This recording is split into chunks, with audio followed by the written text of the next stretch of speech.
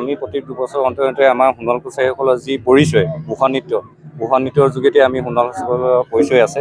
তো আমি দুবছৰ অন্তৰে আমি বুঢ়া নৃত্যটো খোৱাং নাহনি সোণোৱাল গাঁৱত অনুষ্ঠিত কৰোঁ।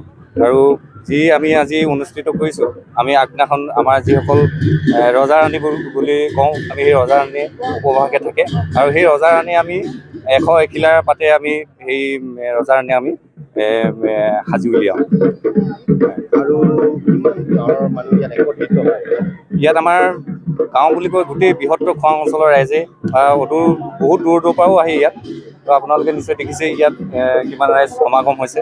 তো আপোনালোকে ইয়াৰ যোগেদি আপোনালোকে নিশ্চয় গম পাব যে আমাৰ ৰাইজ কিমান ইয়াত ওতপ্ৰোত হৈ জড়িত হৈছে। হয়, অতীজৰ পৰা সোণোৱাল কছাৰীসকলে যি পৰম্পৰা ধৰ্মীয় বহুৱা নৃত্য পালন কৰি আছে।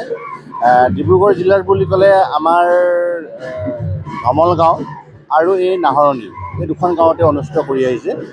আৰু এই বহুৱা নৃত্য আচলতে কি বুলি ক'লে সাধাৰণতে আমি ইয়াৰ বিষয়ে জনাটো অকণমান উচিত আছে। যে আমাৰ এটা পৌৰাণিক এটা কাহিনী আছে যে আমাৰ দক্ষ ৰজাৰ যে সতী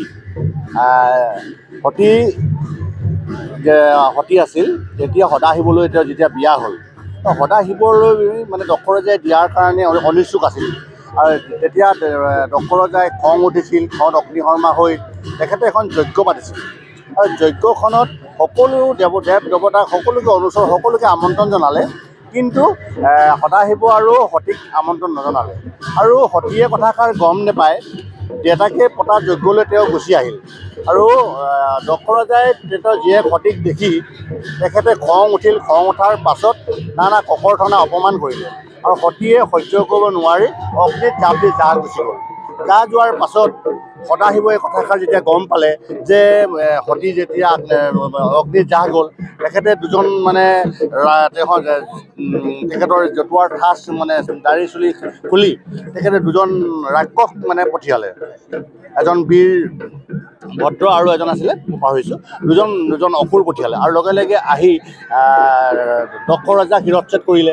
আৰু শিৰচ্ছেদ কৰি তেখেতৰ ডিঙিটো জুইত জাপ দি দিলে।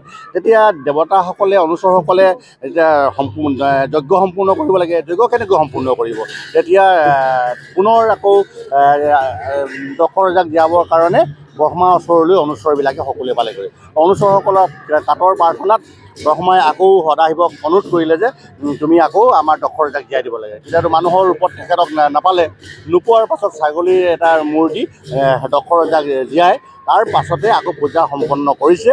আৰু সেইকাৰণে আমাৰ সোণোৱাল কছাৰীসকলৰ সমাজৰ শান্তি সম্প্ৰীতিৰ কাৰণে, অপায় অমংগল দূৰ হ'বৰ কাৰণে, সুখে শান্তিয়ে থাকিবৰ কাৰণে সদাশিৱক এনেধৰণে পূজা অৰ্চনা কৰা, অনুচৰসকলে এনেধৰণে পূজা অৰ্চনা কৰে। আৰু তাকে এই আমাৰ আজি বহুৱা নৃত্যত সেই কথাখিনিকে উপস্থাপন কৰি কিনে ব্যাখ্যা কৰা হয়। সেইকাৰণে আমাৰ যিহেতু শিৱৰ প্ৰভুৰ ওচৰত প্ৰাৰ্থনা জনায় আৰু যাতে তেখেতে সদায় শান্তি হওক, তেখেতৰ আমাক আশীৰ্বাদ হওক, তাৰ কাৰণে আজি আমাৰ বহুৱা নৃত্য গ্ৰহণ কৰে।